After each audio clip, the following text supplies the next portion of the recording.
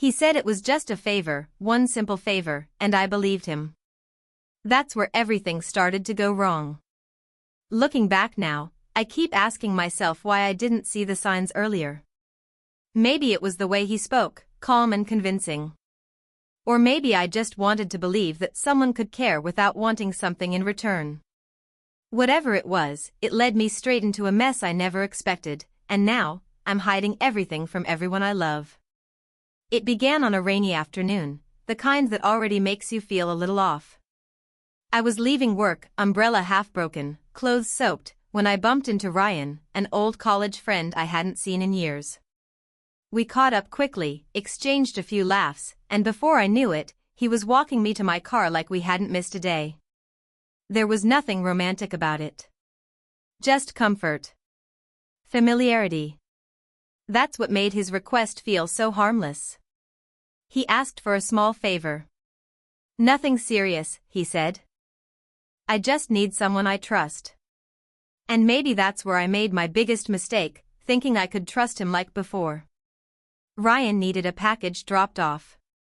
Said he couldn't do it himself because of some work issues and promised it was completely legal, just a private family matter.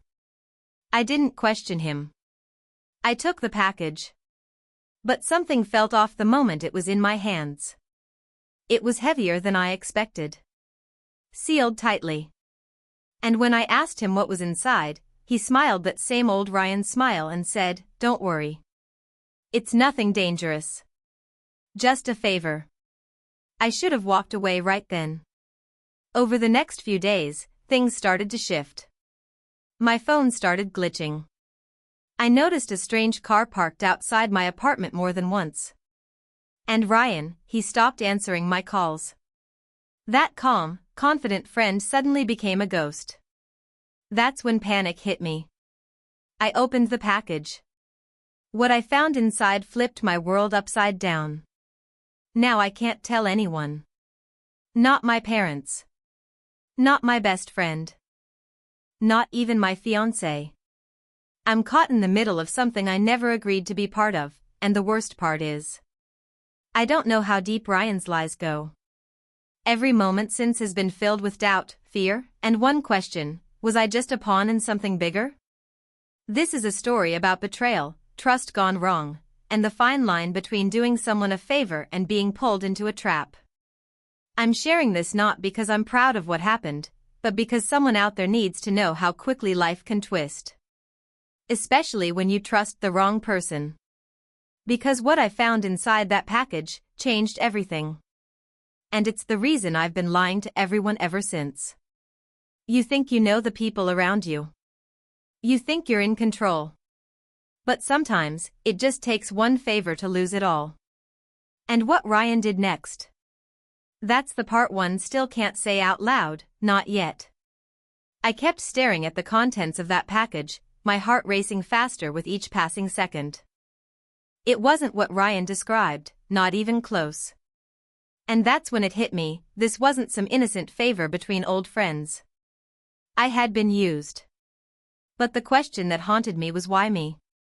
Why now? We hadn't spoken in years. There had to be a reason he picked me, and I was desperate to figure it out before things got worse. I didn't sleep that night. My mind kept replaying our conversation over and over. Every detail, every word. His calm voice, his steady eyes, none of it matched what I was seeing now. I felt sick. But the worst part was knowing that I had no one I could talk to. If I told anyone, I'd have to explain how I got involved in the first place. And that meant admitting I had crossed a line I never meant to. Ryan had always been a smooth talker, even back in college. Everyone liked him. He had a way of making you feel important, like you were the only person in the room. Maybe that's why I believed him. I trusted the version of him I remembered, not the one he had become. As the days passed, the paranoia grew stronger. I started noticing little things, messages disappearing from my phone, locked files showing up on my laptop, people I didn't recognize watching me too closely in public places. I didn't know if I was being followed or if it was just in my head, but I couldn't ignore the feeling anymore. Something big was happening, and I was at the center of it. And still, Ryan hadn't called back. Not once. I thought about going to the police more than once. But every time I got close, I froze. What would I even say? That I delivered a sealed package for an old friend without asking questions? That I opened it later and found something that made me afraid to sleep at night? There was no proof, just a feeling that something wasn't right. And worse, I had no idea what kind of people were really involved. What if they were watching me? What if going to the police only made things worse? My fiancé, Mark, started to notice a change in me. I was quieter, distracted, and always checking over my shoulder. He asked if everything was okay, and I lied again. I hated myself for it. We were planning our future, but I was building secrets on top of secrets. I started thinking about canceling our engagement party, but I didn't want to raise suspicion. The timing couldn't have been worse. I was stuck living a lie while pretending everything was fine. Then came the anonymous email. No sender. No subject. Just one line, "You shouldn't have opened it." My stomach dropped. I stared at the screen, hands shaking. Someone knew. Not just about the favor, but about me opening the package. That's when I realized this wasn't just about Ryan anymore. Someone else was in control now. Someone I couldn't see. I tried reaching out to a mutual friend from college, someone who used to be close to Ryan. But when I mentioned his name, her voice went cold. "You need to stay away from him," she said. "People who get involved with Ryan don't always come out the same." She didn't explain, and I didn't push. But her words confirmed what I already feared: this wasn't over. It was only getting deeper. The days blurred together after that message. I stopped sleeping properly, barely eating, and every shadow outside my window made my heart skip. I kept replaying that one sentence: "You shouldn't have opened it." Someone was watching. Someone was waiting. And I had no idea what they were going to do next. I tried deleting the email, but something told me it was already too late. The damage was done. Then something strange happened. One night, I came home from work and noticed a folded note slipped under my door. No name. No handwriting I recognized. Just 3 words written in red ink: "Check your car." My mouth went dry. For a moment, I stood frozen, afraid of what I'd find. But curiosity, or maybe fear, pushed me outside. I walked to my car, heart pounding, and there it was. The glove compartment was open, and inside was a burner phone. It buzzed in my hand the moment I touched it. A message flashed across the screen. "One last chance to stay quiet. Don't make this worse." I dropped the phone like it was on fire. My world was spinning. This wasn't just about Ryan anymore. Whoever was behind this knew where I lived, where I worked, and now, where I kept my car. The favor I thought was simple had spiraled into a dangerous game, and I didn't even know the rules. That night, I locked all my doors, pulled the blinds tight, and sat on the floor with my back to the wall, clutching my knees. I wanted to disappear. But then, finally, after all this silence, Ryan called. His name lit up my screen like a warning sign. I didn't know if I should answer. My finger hovered over the button, and everything inside me screamed don't. But I tapped it anyway, and heard him whisper, "You need to run. Now." I froze the second I heard his voice. Ryan sounded nothing like the man I remembered. His tone was low, rushed, almost panicked. "You need to run. Now," he said again, louder this time. I asked him what was going on, why people were threatening me, why I had a burner phone in my car. But he just kept saying the same thing: "They're watching you." It wasn't supposed to go this far. I wanted to scream. I wanted answers. But before I could say another word, the line cut off. No goodbye. No explanation. Just dead silence. I called back immediately, but it went straight to voicemail. My hands were shaking as I stood in the middle of my apartment, heart racing. Whatever this was, it was bigger than a bad favor. Bigger than Ryan. And I was right in the middle of it. Then, almost like clockwork, another knock at the door. I didn't move. I didn't breathe. Just stood frozen, staring at the handle. It was past midnight. No one should be visiting. After a long pause, I peeked through the peephole. No one. But when I slowly opened the door, there was another note taped to it. This time, it said, "You were never supposed to look inside." That's when everything snapped into place. What if I wasn't the only one he asked for help? What if someone else did what I did, and didn't stay quiet? I started digging through old social media posts, old messages, and stumbled across a thread on a forgotten college group. One name stood out, Lena. She had been close with Ryan once. I remembered her vaguely, but the more I read, the more unsettled I felt. Her last few posts were paranoid, full of cryptic warnings and accusations that someone was following her. Then she suddenly stopped posting. No explanation. I reached out to the girl who warned me before, the one who said Ryan changes people. I asked her about Lena. The message she sent back chilled me to the bone. Lena tried to go public. She disappeared 2 weeks later. My chest tightened. This wasn't just some shady deal or minor secret. Whatever was in that package, whatever Ryan got himself into, it was dangerous. Real dangerous.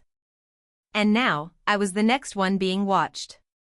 The next one being warned. I thought it was just a favor. But it's starting to feel more like a trap. And the walls are closing in. The next morning, I didn't wait around for another warning. I packed a small bag, grabbed the burner phone, and left town without telling anyone, not even Mark.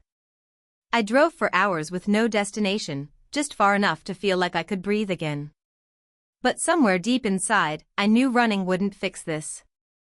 I needed answers. I needed to find Ryan.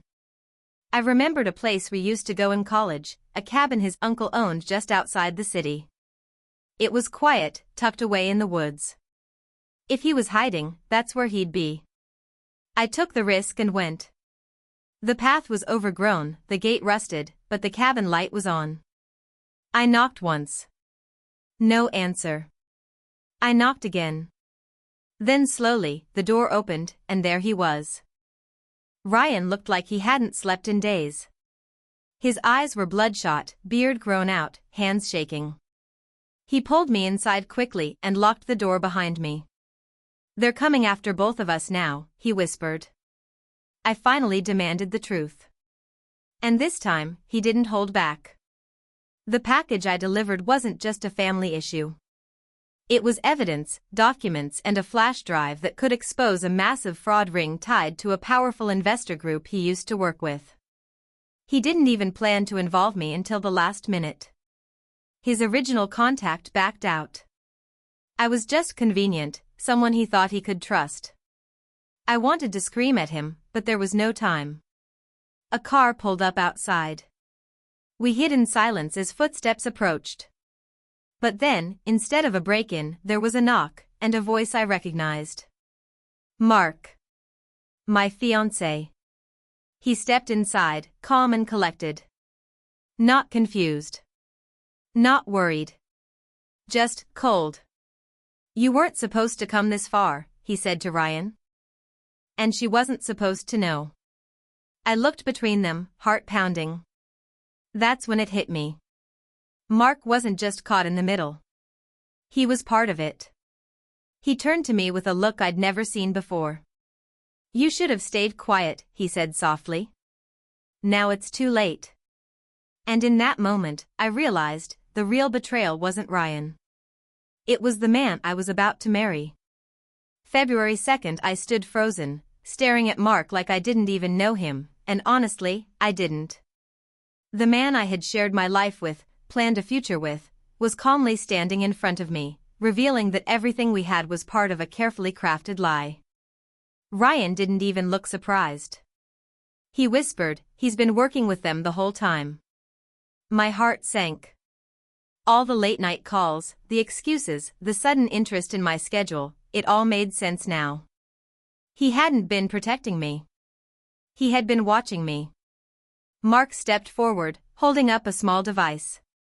"Hand over the flash drive," he said, as if we were strangers. But something in me clicked. Maybe it was shock. Maybe it was strength I didn't know I had. I took a step back, pulled the flash drive from my pocket and looked at Ryan. Without a word, he understood.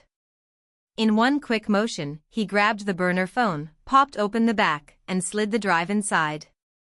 Before Mark could react, Ryan tossed the phone into the old fireplace and struck a match. Flames lit up the room. Mark lunged, but it was too late. The only copy of the files that tied everything together was gone. He stared at the fire, breathing heavy. For the first time, I saw something crack in him, panic. But I wasn't afraid anymore. I knew that whatever this was, it ended here. In the days that followed, I left everything behind. The engagement. The apartment. Even my job. I moved out of the city, changed my number, and cut all contact. Ryan vanished too, and I didn't try to find him. Some things are better left in the past. I reported what I could anonymously, hoping it would lead somewhere, but I knew the people behind this were powerful. Still, I had done what I could. This story isn't just about betrayal, it's about realizing how easily trust can be used as a weapon. The danger wasn't just in what I delivered. It was in who I believed. When someone says it's just a favor, listen to your gut. Because sometimes, that favor becomes the reason you're forced to hide everything. I learned it the hard way. And I'll never forget it. 52.